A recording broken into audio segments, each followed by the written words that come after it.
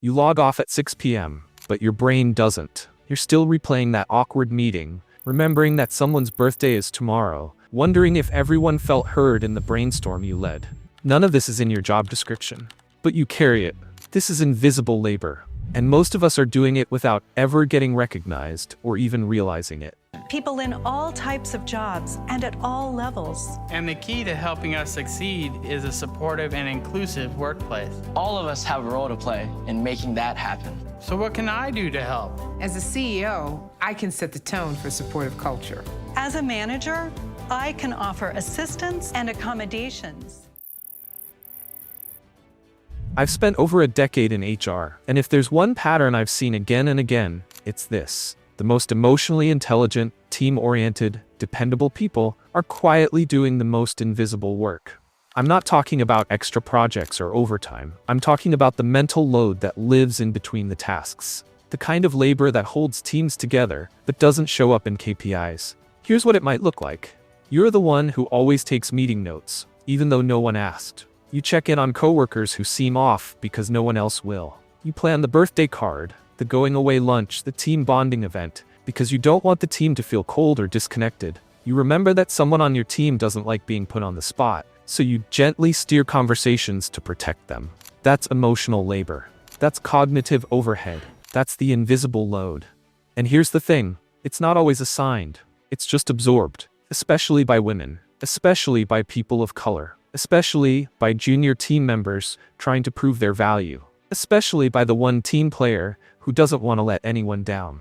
We tell people to bring their whole selves to work, but then we expect certain people to be the emotional glue that holds everyone else together, and we rarely say thank you. Over time, this load builds, and if no one else is talking about it, it becomes easy to believe. Maybe I'm just not managing my time well, maybe I'm just bad at boundaries, maybe I should just try harder. But it's not about effort, it's about expectation, spoken or unspoken. And when we don't name it, we normalize it. Invisible labor is a silent tax. It's a workplace toll that's paid in mental energy, empathy, and time. And the worst part, most people doing it don't even see it as labor. They just call it being helpful, or being a good teammate, or doing what needs to be done. But I'm here to tell you something I wish someone had told me earlier in my career. If you're doing all that, you're working twice as hard, in half the time, and for none of the credit.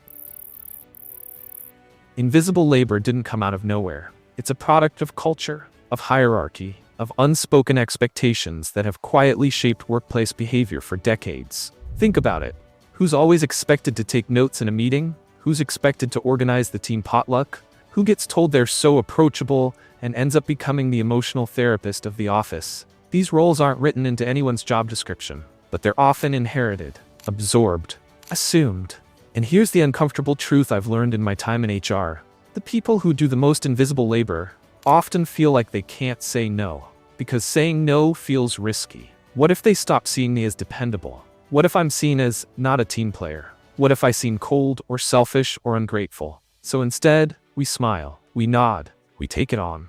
I've spoken to so many employees over the years, especially women, especially people of color, who've said, if I don't do it, no one will. And they're right, because the workplace is often designed to let this labor go unnoticed until someone volunteers to carry it. Here's what's even more frustrating. Invisible labor often doesn't help you advance. It's not seen as a leadership skill until someone with more status does it.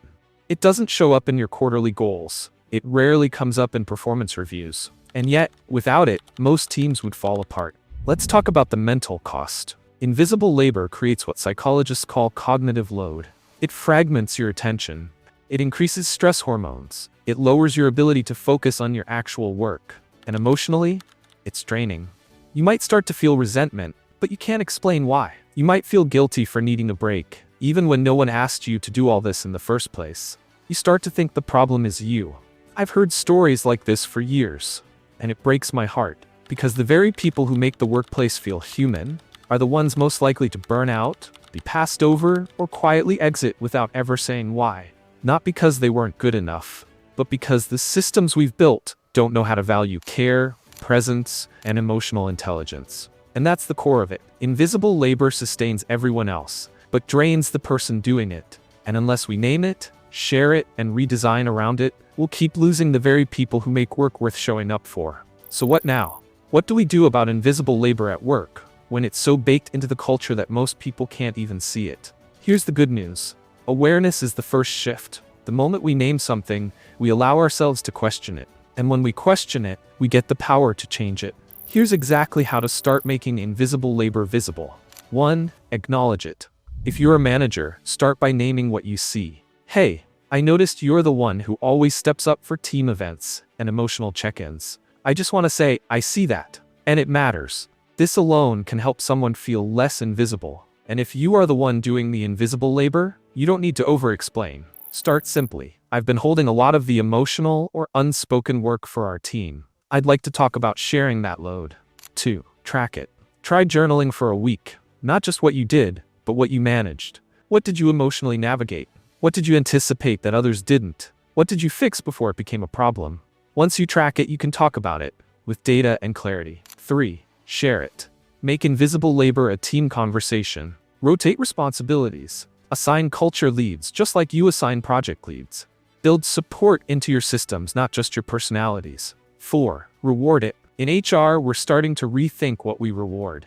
If someone's making your workplace healthier, stronger, and more humane, that's leadership. Don't just say thank you. Promote it. Compensate it. Build it into the fabric of your feedback culture. Redesign around it. Don't just expect emotional labor. Plan for it. Make well-being part of the workflow. Automate the routine. Share the relational. Build systems where care isn't something we hope happens. It's something we've designed for.